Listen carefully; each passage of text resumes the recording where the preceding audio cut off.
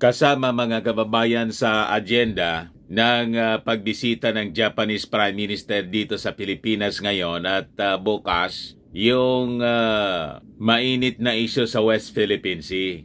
So mabuti naman po mga kababayan kasi yung mga Chinese patuloy sa pangingialam po dito sa atin. And as a result mga kababayan, tuloy-tuloy yung pagtaas ng tensyon dito po sa West Philippine Sea. Inakusana naman po tayo ng intrusyon. Trespassing daw tayo sa sarili nating teritoryo. Ganon mga kababayan. Bumuelta yung ating Department of Foreign Affairs. Ayan po ang balita. DFA slams China for accusing Philippines of panatag intrusion. What? Nag-intro daw tayo sa panatag. Paano tayo mag-intro doon na atin yon? Ayan po. Nagpatrolya na kasi yung ating mga warships doon. Yun man dapat ang ginagawa natin. Nagalit yung China. Pinagalitan tayo. But before natin ibigay sa inyo mga kababayan yung full story, click subscribe muna dito sa ating YouTube channel and hit the notification bell para lagi po kayong updated sa mga kaganapan dito sa ating bansa. Like and share na rin po ninyo ng ating video para marami yung makapanood. Huwag na rin po ninyo mga kababayan na skip yung ating mga commercial ads para tuloy-tuloy ang pag-unlad ng Bagong Pilipinas. Yung ating programa pala mga kababayan brought to you by Colossal Fitness Gym. Padangat grab car, padangat rent a car and grab car by Firmax in Automax at ng aming bayad center. Dumami na niya Mr. Maravillas yung negosyo ninyo. Siyempre po, kailangan nating maghanap buhay. For inquiries po, contact lang ninyo yung aking anak, Jilon Maravillas. Contact number po, 0966-802-0949. Ayos? Yung Colossal Fitness Gym po ay matatagpuan sa 3rd floor ng Security Bank Building, Lanco Business Park, Legazpi City. Ayan po, kami yung pinakang malaki na fitness gym dito sa lalawigan ng Albay at lungsod ng Legazpi. Ayos na ayos.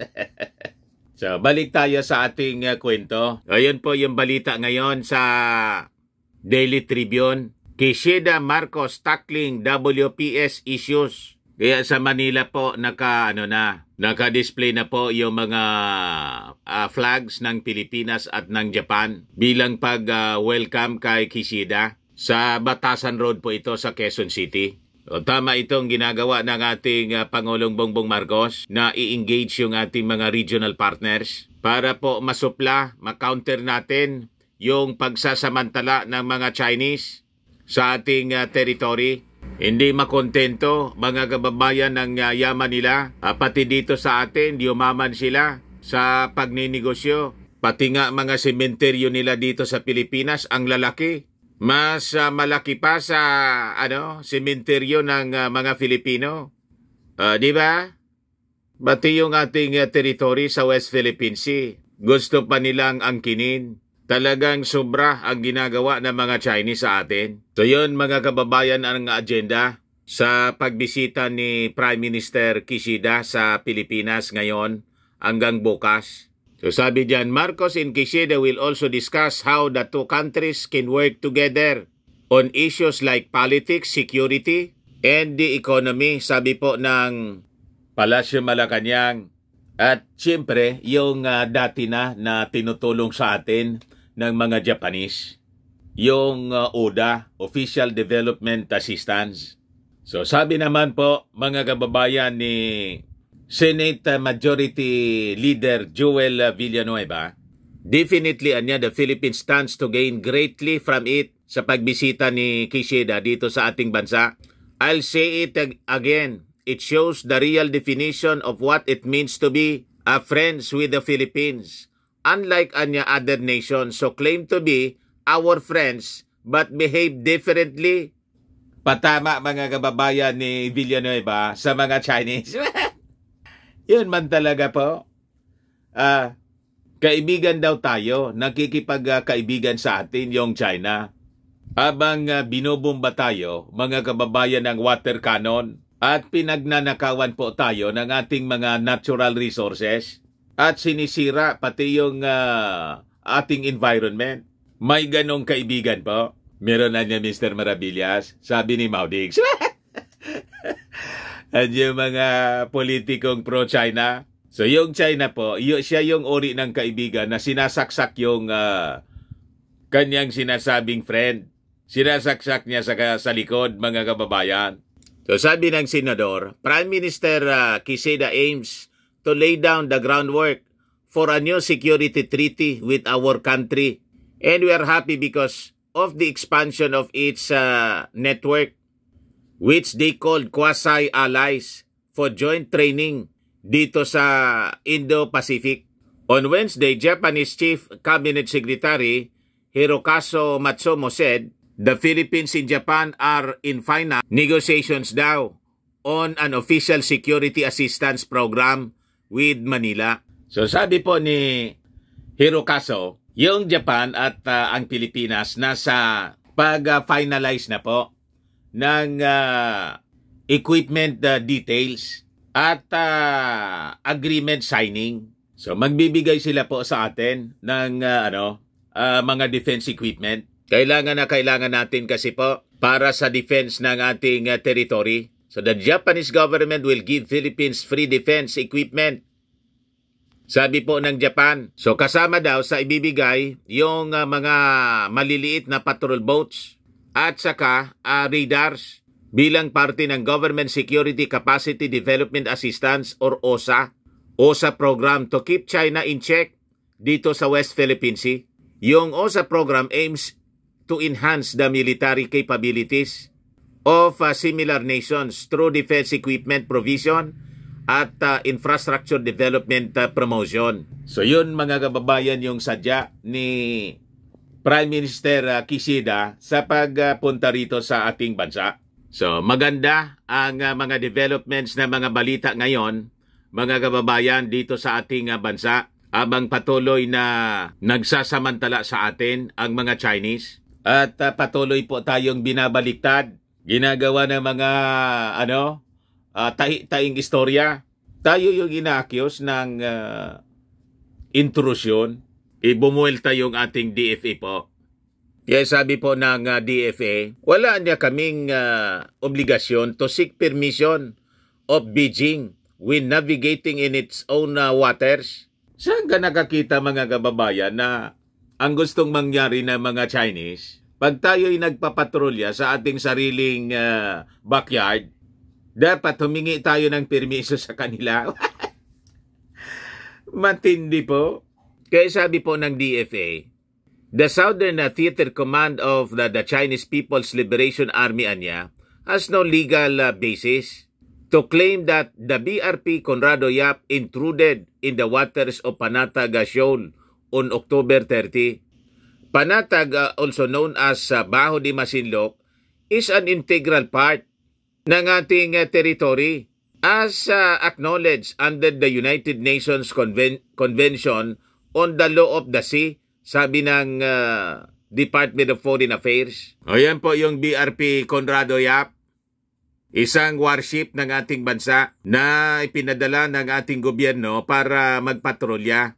Ito na yung ginagawa ng ating gobyerno para mag-send ng strong message sa China na hindi tayo po pasisindak sa kanila. At pag kinanti nila yung ating military vessel, yung ating warship, takot man sila po Alam nila mga kababayan na yun po ang magti-trigger ng mutual defense treaty natin with America. Magkakaroon po ng rason po yung Amerika para umatake to defend the Philippines po. Mutual Defense Treaty nga po siya. Takot man po yung mga Chinese. Kasi kung talagang matapang po yung mga Chinese, di sana ginamitan na po ng kanyon na totoo, hindi water cannon. Nagpalipad na sana ng mga rockets yung Chinese, yung People's Liberation Army ng China. Hindi nila gagawin. Alam nila na mag-ahalo ang balat sa tinalupan. World War III. Ang mangyayari niyan, itong pinag-aagawan na teritoryo po, maaabos siya, mapupulbos, walang magkikinabang dyan. Kumbaga malalagasan tayo, mas malalagasan po sila kasi mas malaki silang bansa. Mas marami sila, yung mga Chinese, 1.4 billion na yata. So, mamimili sila. Ang choice po, war or peace. Pag pinili nila yung gira, lahat tayo talo. Kasama sila sa talo doon. Wala mang panalo sa gira po. Magkakaubusan lang tayo niyan. Pag nadurog yung ating mundo, wala na tayo lahat matitirhan. Di ba? So, ano pa yung pag-aawayan natin? Wala na rin yung mga taong mag-aaway kasi lahat na po nalibing. Di ba ganun po ang resulta ng gira? So, kayo mga Chinese, mag-isip-isip kayo. Pagsabihan ninyo yung inyong leader, si Xi Jinping, na huwag masyadong swapang. Pwede man tayo na mamuhay ng tahimik. Mangisda kayo dyan, mangisda din kami. Sabi dyan mga kababayan, the statement of the Southern Theater Command of the Chinese People's Liberation Army alleging that the BRP Conrado Yap intruded in the waters near Bajo de Masinloc on October 30 has no legal basis and only serves to raise tensions in the West Philippine Sea. Sabi ng Department of Foreign Affairs. Sabi po ng ating gobyerno, yung ating warship, nagsasagawa siya ng maritime patrols in the waters around Bajo de Masinloc. Lehitimo siya, routine act of a sovereign country in its territory and territorial sea. At partian niya siya ng Philippines Administrative Responsibility. So wala kayong karapatan na pagsabihan kami at wala kaming responsibility na humingi sa inyo ng permiso. Kasi territory namin. O sabi dyan sa balita mga kababayan, Beijing said the Philippines seriously violated China's sovereignty. What? International law and basic norms governing international relations and is highly likely to cause a misunderstanding and miscalculation. Bakit hindi ninyo binira? Di ba? Binaliparan na sana ninyo ng rockets kung yun ang paniwala ninyo. Takot din kayo na birahin kasi alam ninyo nakasilip lang, nakahanda na yung Amerika to respond. Pagkatapos tayo pa yung inaccuse ng China ng provocation. What? Ayan po sabi nila, it urged the Philippines to immediately stop its infringement and provocation to avoid further escalation. Binabaliktad po tayo. Napakalayo nitong Bajo de Masinloc sa kanilang territory. Kayo yung dumayo dito sa amin. Pagkatapos, sasabihin ninyo, kami yung nagpo-provoke sa inyo. Sobra na yung kawalang hiyaan ninyo sa amin. Kaya sabi po ng ating Department of Foreign Affairs, kayo anya yung pumapasok dito sa aming territory. The DFA stressed that it is China that is intruding into Philippine waters. Armed Forces of the Philippines spokesperson Colonel Medel Aguilar derided China's statement saying it had been hurt because of its own doing. We are a sovereign country and we have an independent foreign policy. So for me, it is a big insult when they say that other countries are dictating on us.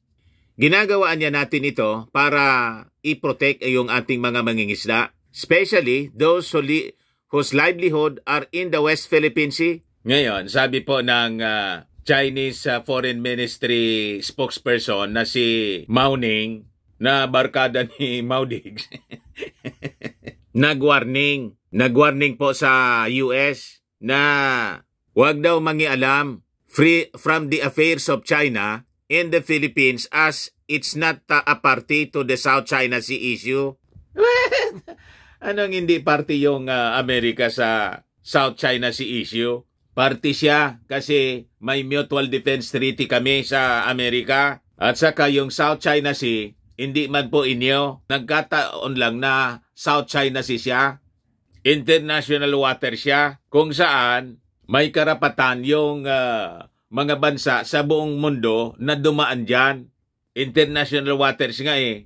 Naintindihan ninyo mga swapang na Chinese? Hindi po papayag yung aming presidente. Kasi yung aming presidente po, strong leader. Hindi ninyo kasi kayang paikotin tulad ng barkada ninyo na si Mau Diggs. Kaya nanggagalaiti kayo. Na-checkmate kasi namin kayo. Magaling kasi yung aming Pangulo eh. Ayos pa, ngayon kausap ng ating Pangulong Bongbong yung Prime Minister ng Japan para po tulungan tayo na ma-modernize yung ating defense capabilities natin. Ayos? Ayun man lang po mga kababayan. Baka lang gusto ninyo po itong itry. Firmax Firming and Lifting Cream.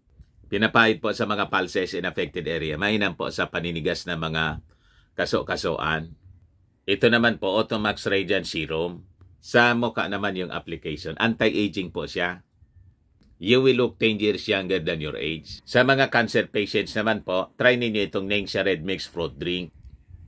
Hindi man po siya gamot, food supplement siya. Kaya lang, gawa siya mga kababayan sa goji berry. Yung goji berry may anti-cancer properties. Yung mga inquiries ninyo po, dumiritso na lang kayo sa aming messenger sa Facebook para masagot namin agad. Sa kayo mga mahilig po sa gym, invited namin po kayo sa aming Colossal Fitness Gym. Mayroon din po kaming padangat rent a car, grab car mga kababayan. Saka may bills payment po kami, may bayad center na po kami sa aming office. Pwede kayo magpabook sa PAL, sa Cebu Pacific, pati mga payment sa Meralco, sa PLDT, may BDO Pay na rin po kami. Ang Colossal Fitness Gym po, matatagpuan sa 3rd floor Security Bank Building, Landco Business Park, Legazpi City. For inquiries, hanapin lang po ninyo yung aking anak. Contact ninyo sa number niya, 0966-802-0949. Ayan po yung aming Colossal Fitness Gym. Kami po yung pinakamalaking gym ngayon dito sa Albay. Pati yung roof deck ng building na yan, occupied po namin. Ayan po yung loob. Marami na yung mga nagji-gym po sa amin. Ayan po. Ayos na ayos. Napakalinis po niya. Ayan po yung aking anak, si Gilon Maravillas. Siya na lang po yung hanapin ninyo. Tuloy lang po tayo sa paghanap buhay. Ayos? Ako po si Dante Maravillas. Bye-bye po. God bless.